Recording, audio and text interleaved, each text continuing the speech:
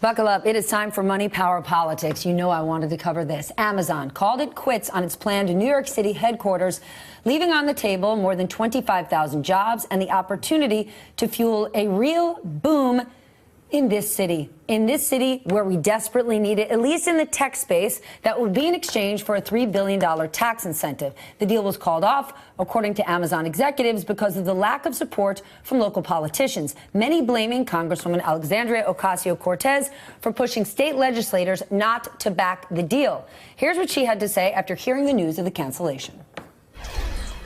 I think it's incredible. I mean, it shows that everyday Americans still have the power to organize and fight for their communities, and they can have more say in this country than the richest man in the world. New York Governor Andrew Cuomo responded to Amazon's withdrawal, saying in part, quote, "A small group of politicians put their own narrow political interests above their community," which poll after poll showed overwhelmingly supported bringing Amazon to Long Island City. The New York State Senate has done tremendous damage. They should be held accountable for this lost economic opportunity. Tim, Mike, and Charlie back with me. I don't even know where to start with this. Let's start with what Amazon had to say. They said, in part in their statement, a number of state and local politicians have made it clear that they oppose our presence and will not work with us to build the type of relationships that are required to go forward with the project we and many others envisioned in Long Island City. Now, a lot of local politicians might not have wanted HQ2, but 56% of New York voters did. I want to get your thoughts on this because I completely understand people who are saying, I can't believe this company pays no federal taxes. We already have subways that are overcrowded. All of that is true. But we know since 2008, when Mike Bloomberg was the mayor, he has been working saying we need to diversify in New York City. We cannot just be Wall Street and real estate because those tax dollars are moving out of the city. What does a move like this do? Well, New York City is already diversified. There's a huge and growing tech presence here. So the notion that New York is just fire dependent, finance, insurance, and real estate is a bit of a myth. Having said that, I think that this is a breakdown on every side. I think that Amazon, the beauty pageant that it ran, convincing cities to get its business, I don't think they were completely transparent about the terms of the way they conducted that. I think they're used to rolling in Seattle in a certain way and running roughshod over some of the public policymaking process that they're not going to be able to do in other cities. I think people in New York who negotiated this didn't anticipate what all de Blasio and Cuomo? De Blasio and Cuomo clearly did not understand what all the different stakeholders wanted out of this, what Amazon wanted, what local residents wanted, what local politicians wanted. And a lot of this became, I think, mired in buzzwords rather than the reality of what was going on. Yes, it's important for New York to get 25,000 jobs, but they were only going to get 700 jobs in the first year. That was 25,000 jobs over a decade. New York wasn't giving Amazon $3 billion as a pile of cash. They were tax incentives. But you know what? It would be really great if New York had a company that set up shop here, invested $3 billion in the city, and provided lots of jobs. Oh, guess what? Google's already done that.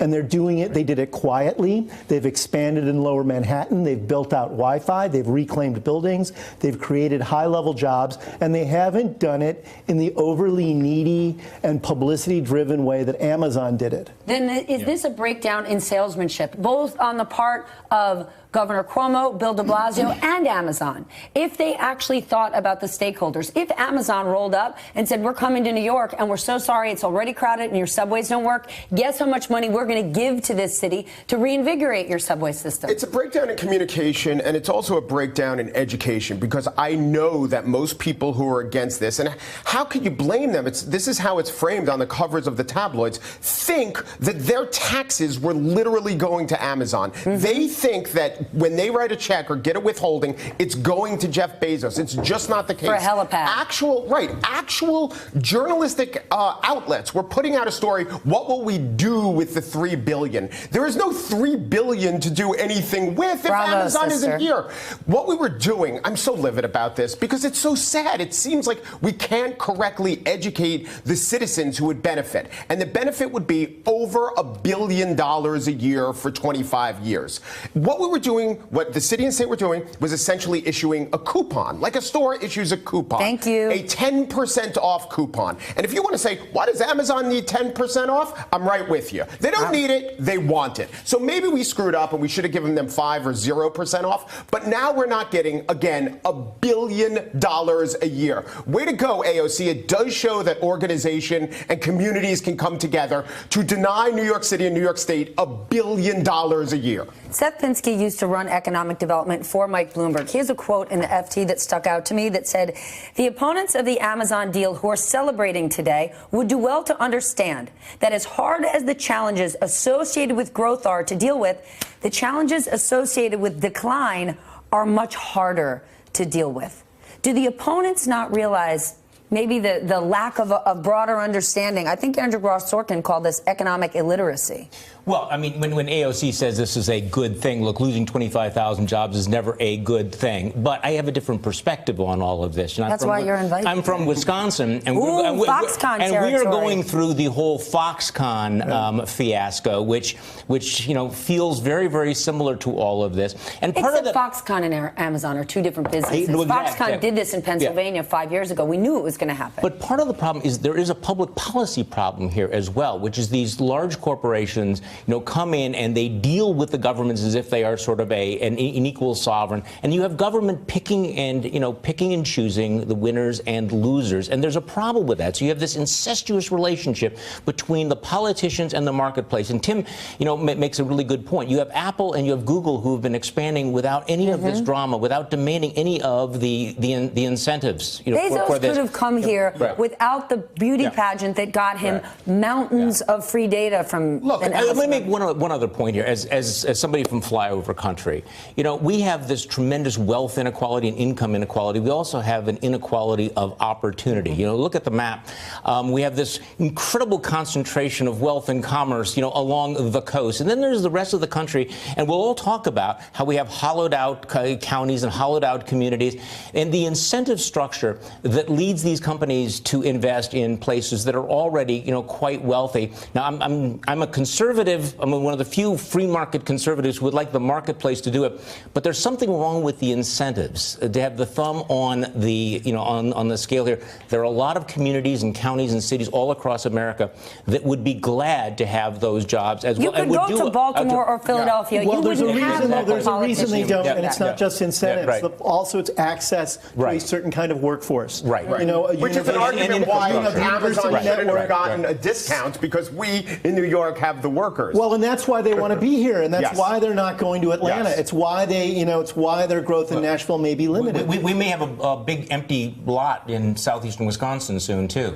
Right. If they want to come. But in if addition to Amazon that, is watching, you need a tech-savvy workforce. Yes. Right. You need a university system that is developed around R&D. Yeah, and who's a perfect example of that? Pittsburgh.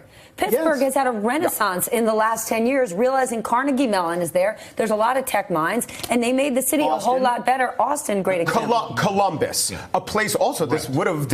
I see no way to help these deindustrialized places. This would turn a state a little more blue. You're right. Amazon was imperfect. They imperfectly wanted to give New Yorkers $1 billion a year. And because of their imperfections, we rejected the deal. It should have been better. We should be looking. I mean, I could get into fine details about why Long Island City actually shouldn't be benefiting Michael, from these isn't grants. it more than just imperfections? If Amazon would have shown up to play and actually said, Sure. I love you, New York. Here's what I'm going to do to make your city better. Because we're among people right now who are going, it took me an extra 40 minutes to get to work today because the subway is so jammed up. If Jeff Bezos said, I'm going to make your your city better.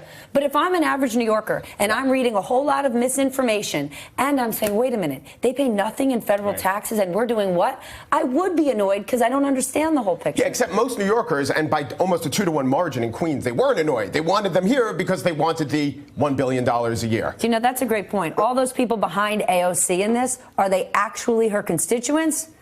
No, it's largely Carolyn Maloney's It's not even her She district. it's not her district. And Yes. let's compare that. The New York Times got it wrong. The New York Times, who covers these two congresswomen, didn't know whose district it was because Carolyn Maloney had no communication skills in this. Yes. I think we're in an area where someone like AOC, and you know what? I don't begrudge her this. She's an honest person. This is her ideology. She's pursuing it. I think it's bad for New Yorkers. But we're in an era where dozens of other Congress people who go about things the normal way have just no answer to the social media platform of Alexandria Ocasio-Cortez. Yeah, and you know what? That's called the reverse Trump. That's what happened to every Republican on planet Earth when Trump showed up to the It party. is the reverse Trump in many ways. The Trump, the reverse Trump. We have a whole dance show at this point. Hey there, I'm Chris Hayes from MSNBC. Thanks for watching MSNBC on YouTube. If you want to keep up to date with the videos we're putting out, you can click subscribe just below me or click over on this list to see lots of other great videos.